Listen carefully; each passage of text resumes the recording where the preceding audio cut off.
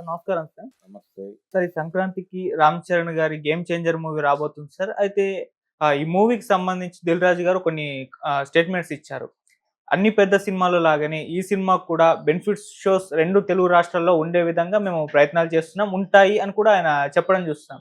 అయితే కొన్ని రోజుల క్రితం మనం సంధ్య థియేటర్ దగ్గర జరిగిన ఇన్సిడెంట్ మనం చూసాము.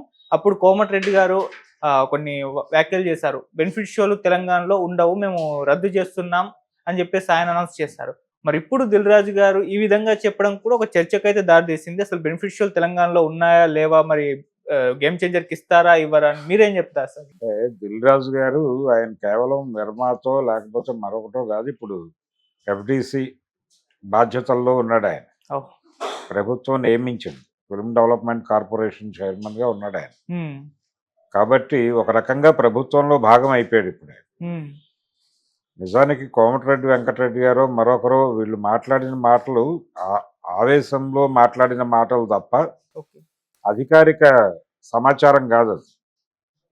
ఇన్సిడెంట్ చూడగానే ఇన్‌స్టంట్ రియాక్షన్. ఆ ఇన్‌స్టంట్ రియాక్షన్‌లో భాగంగా ఆయన ఇలాంటి గొడవలొద్దు మనకి. అంటే మనం బెనిఫిట్ షోలకి వాటికి అనుమతి ఇవ్వటం వలన ఇలా జరుగుతోంది అనే పద్ధతిలో నడిచిందది. నిజానికి బెనిఫిట్ షో అనే కాదు, ఏ షో అయినా బెనిఫిట్ షో కాదు. మార్నింగ్ షో వేశారు అధికారికంగా. హ్మ్. హీరో వెళ్ళాడు, బయట నిలబడి చేతులు ఊపాడు. ఇలాంటి ఇన్సిడెంట్ రిపీట్ అయితే సినిమాలు ఆపేస్తారా? ఆపేయలేరు కదా! అందుకని అధికారికం కాదది. అంటే ఏ సినిమాకైనా వెసులుబాటుని బట్టి వెళ్ళాలి. ఓకే. సో, బెనిఫిట్ షోలు రద్దు అనే కార్యక్రమం లేదిక్కడ. దీనివలన నిజానికి ప్రభుత్వానికి కూడా లాభమే. మొన్న వీళ్ళు 1200కి టికెట్లు అమ్మింది, ఆన్‌లైన్‌లో అమ్మిన వీటికి సంబంధించి హ్మ్. ట్యాక్సులు ప్రభుత్వానికి వెళ్ళుంటాయి కదా! అవును. వాళ్ళ వాటా వాళ్ళకి. సో, దీన్ని వదులుకోవడానికి ప్రభుత్వాలు సిద్ధపడవు. సంక్రాంతికి అదొకటే కాదు కదా! బాలకృష్ణ గారి సినిమా ఉంది, వెంకటేష్ సినిమా ఉంది. ఈ సినిమాలన్నిటికీ కూడా ప్రీమియర్స్ పడతాయి. ఏదో మేరకు టికెట్లు కొంచెం పెంచి అమ్ముకుంటారు. ఇలా అమ్ముకోకపోతే వాళ్ళకి బయ్యర్స్‌కి వర్కౌట్ అవ్వట్లా. హ్మ్. ప్రభుత్వం గనక ఇలాంటివి తీసేస్తే బయ్యర్స్ సఫర్ అవుతారు. ఓకే. అందుకని బయ్యర్స్‌ని ఇబ్బంది పెట్టే నిర్ణయాలేవి ప్రభుత్వాలు తీసుకోవు. హ్మ్. డెఫినెట్‌గా ఉంటాయి. ఆల్రెడీ 'గేమ్ చేంజర్'కి సంబంధించి అమెరికాలో మొదలైంది. ప్రీమియర్స్‌కి బుకింగ్స్ మొదలైనాయి. వాళ్ళు భారీగానే మార్కెటింగ్ చేస్తున్నారు. చాలా బిగ్ స్కేల్‌లో రీచ్ అయ్యాము అని కూడా చెప్తున్నారు వాళ్ళు. ఓకే. 'గేమ్ చేంజర్' సినిమాకు సంబంధించి. 'డాకు మహారాజు'కు సంబంధించి ఇంకా ఏమీ విడుదల కాలేదు కానీ 'గేమ్ చేంజర్'కి అయితే వాళ్ళు ఓవర్సీస్ బుకింగులు ప్రారంభించేశారు. హ్మ్. రెస్పాన్స్ కూడా బలంగా ఉందని చెప్తున్నారు. ఓకే. టైం లేదు, ఇంక దగ్గర పడుతోంది. దానికి సంబంధించి ఈ ప్రీ రిలీజ్ ఈవెంట్స్ అవి ఎలా ఆర్గనైజ్ చేయాలి, యుఎస్లో పెడుతున్నారు ఇప్పుడు హ్మ్. ఈవెంట్. హ్మ్. యుఎస్లో ఒక ఈవెంట్ జరగబోతోంది. దాని తర్వాత అక్కడి నుంచి వచ్చి ఇక్కడ పెడతారట మళ్ళీ. ఆల్రెడీ ఇంతకుముందు లక్నోలో జరిగింది. ఇప్పుడు ఇంకో చోట పెడతారు. ఆంధ్రాలోను తెలంగాణలోను కూడా పెట్టచ్చు. సినిమా ప్రీ రిలీజ్ ఈవెంట్స్ హడావిడి, హైప్ క్రియేట్ చేయటము, ఒక ఫీవర్ క్రియేట్ చేయటము, ఈ ఫీవర్లో భాగంగానే జనాల్ని ప్రవోక్ చేసి బుకింగుల వైపు నడిపించటము. ఇప్పుడు వాళ్ళు 1200కి టికెట్ అమ్మారు కాబట్టి వీళ్ళు కూడా 1200కి టికెట్ అమ్మాలంటే ఆ లెవెల్ ఫీవర్ క్రియేట్ చేయాలి. పుష్పకి అది చేయగలిగారు. ఇప్పుడు 'గేమ్ చేంజర్'కి కూడా అది డిజైనింగ్ జరుగుతోంది. అది అమెరికా ఈవెంట్తో మొదలవుతుంది. హ్మ్. డల్లాస్లో అంటున్నారు. డల్లాస్లో జరిగే ఈవెంట్ దగ్గర నుంచి ఫీవర్ క్రియేట్ చేసుకుంటూ వెళ్ళి దాన్ని బీట్ చేయాలి. ఇప్పుడు ఆల్రెడీ వాళ్ళు 2000 crore క్లబ్లో మేము చేరిపోయామన్న పద్ధతిలో పోస్టర్లు వేస్తున్నారు. హ్మ్. ఇలా ఆల్రెడీ పుష్ప సినిమా ఎంత డివైడ్ టాక్ ఉన్నప్పటికీ, ఎవరు ఎలా మాట్లాడినప్పటికీ, ఎన్ని ఇబ్బందులు కలిగినప్పటికీ దానికి వసూళ్ల పరంగా అయితే స్ట్రాంగ్గానే నడిచింది. ఓకే. దానికి కారణం ఏమిటంటే సోలో డేట్లో సినిమా పట్టడం సమీప భవిష్యత్తులో, అంటే ఏ లాంగ్వేజ్లో కూడా దానికి పోటీ లేదు. హ్మ్. అందుకని నడిచిపోయింది. హిందీ బెల్ట్లో కూడా దీన్ని అడ్డుకునే సినిమాలు ఏమి రాలేదు. నిజానికి అట్లీ సినిమా కొంచెం ముందు పెట్టి ఉంటే కనుక కొంత ఆపగలిగి ఉండేది ఆ సినిమా. హ్మ్. అది లేదు, అది 25వ తారీఖు క్రిస్మస్కి పెట్టారు. అవును. కాబట్టి గేమ్ చేంజర్కి ఆ సోలో డేట్ కాదు, అది పోటీలో ఉన్నాడు ఆయన.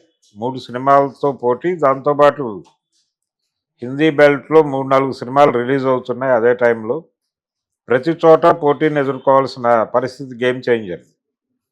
ఈ పోటీలో వాళ్ళ టార్గెట్ వచ్చి పుష్ప. ఓకే. పుష్ప 2ని ఏదో మేరకు రీచ్ అవటమో బ్రేక్ చేయటమో ఏదో చేయాలి. హ్మ్. అది ఊరికనే జరగదు, అది క్రియేట్ చేయాలి, ఆ లెవెల్లో రేట్లకు అమ్మాలి. ఇప్పుడు పుష్ప 2కి వచ్చిన డబ్బులన్నీ కూడా ఆ రేట్లకి టికెట్లు అమ్మటం, ఓవర్ షోస్ వేయటం, రాత్రి 9:30 నుంచి షోస్ వేసిన ఫలితం కదా. నైట్ ఆల్రెడీ 3 షోస్ పడిపోయినాయి. వాళ్ళు ఉదయం మార్నింగ్ 6 షో కూడా వాళ్ళు ప్రీమియర్ కింద కన్సిడర్ చేశారు. 9 నుంచి మామూలు షోస్ పడ్డాయి. అవును. అంటే దాదాపుగా 3 నుంచి 4 ఆటలు వాళ్ళు అదనంగా ఆడారు ఈ 1200 దీనిలో. అందుకని ఆ రెవెన్యూ వర్కౌట్ అయింది. అది మాత్రమే కాదు, టికెట్ల రేట్లు భారీగా పెంచారు. గతంలో సినిమాలకు ఇచ్చిన దానికంటే కూడా ఎక్కువ వెసులుబాటు తీసుకుని పెంచారు. ఇప్పుడు దీనికి కూడా అలా పెంచాలి. పెంచితే తప్ప ఆ మార్కుని రీచ్ అవ్వలేదు. హ్మ్.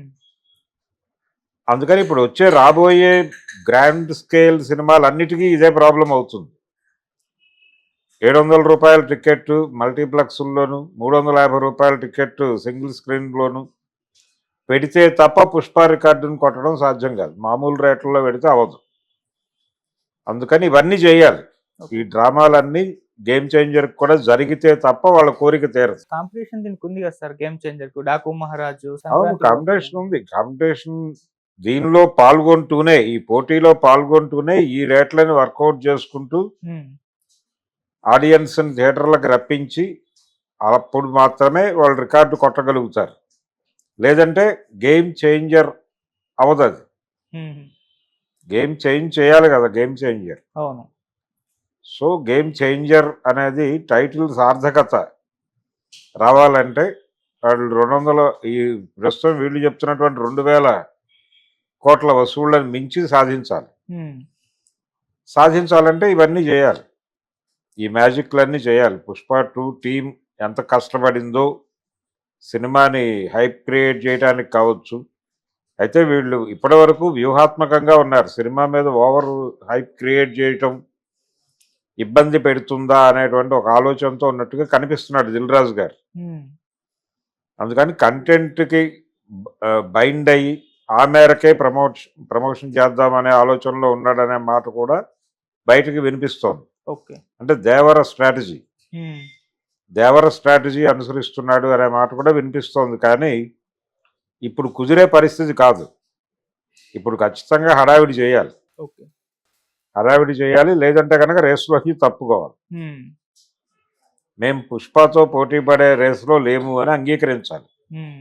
ఆయనేమో గ్లోబల్ స్టార్, వరల్డ్ మార్కెట్ టార్గెట్గా సినిమా రిలీజ్ అవుతోంది. ఆల్రెడీ అబ్రాడ్లో మొదలైపోయినాయి బుకింగ్స్. అలా మొదలవటం కాదు, ఇప్పటికీ తెలుగు సినిమా విషయంలో ఒక గందరగోళం ఉంది. అది ప్రపంచ భాషల్లోకి పంపవుతోందా లేదా అనే దానిలో క్లారిటీ ఇవ్వట్లేదు. హ్మ్. స్పానిష్, ఫ్రెంచ్ ఇలాంటి లాంగ్వేజెస్లో కూడా డబ్ చేసి రిలీజ్ చేయాలి కదా సినిమాని. రిలీజ్ చేసినప్పుడు అది గ్లోబల్ సినిమా అంటారు. హ్మ్.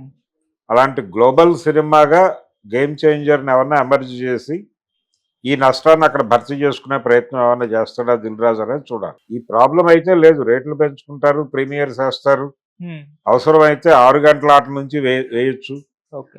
ఎందుకంటే ఆయన ఎఫ్డిసి పదవిలో ఉన్నాడు కాబట్టి ప్రభుత్వంతో మాట్లాడటం అనేది ఆయనకి ఈజియెస్ట్ వే.